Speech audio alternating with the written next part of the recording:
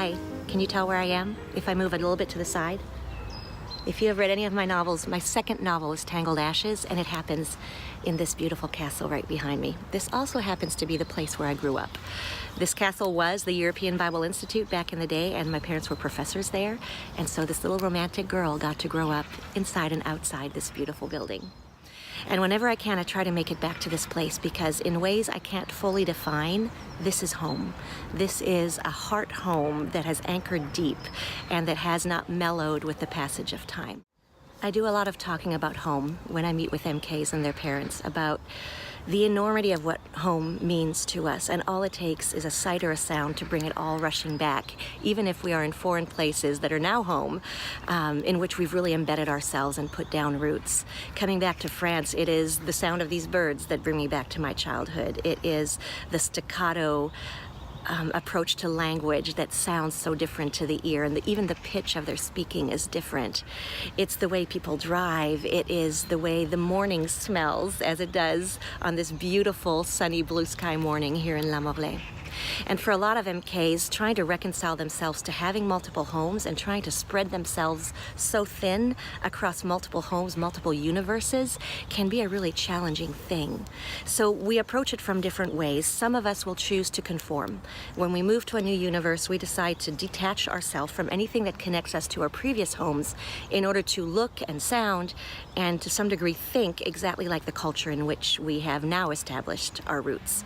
The downside of that is that we need to cut off some pieces that have shaped us in order to fully conform to this new place.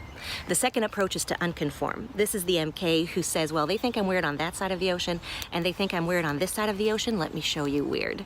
And we go out of our way to be as different as we can be as a choice, because then we get to be the architect of our difference and not the victim of our difference. Do you see that that gives us a sense of ownership or control over our circumstances? But what I preach when I speak to MKs and their parents is mostly belonging. It is changing our mindset to the point where we can value mostly belonging in multiple places, not fully belonging, but mostly belonging. Because in that scenario, we get to keep all of those formational pieces, all of those universes that are inside of us, that we feel surging back when we come to places like these. And we get to enjoy the wealth and the richness of what they have brought to us, and therefore what we can contribute to our new context, to the world we enter after we have left our foreign places.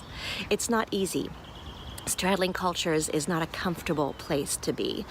But it means that if you imagine our cultures as a pie chart with colors in it, it means that when we move to color red, we can expand our red because we still have connection to that place. We still have an understanding at a core level of that place, and we can be mostly red when we're living in red or when we meet people who come from red.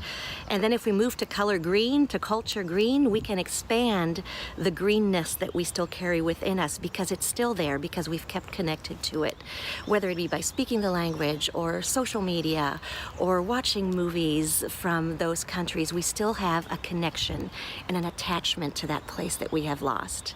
And then if we move from green to another color, the same thing happens. We can keep expanding what remains of those cultures inside of us so that we can mostly belong in multiple places. It equips us for giving back in a way that monocultural people can't. It equips us to be chameleons. It equips us to be bridge builders between different, even subcategories of culture.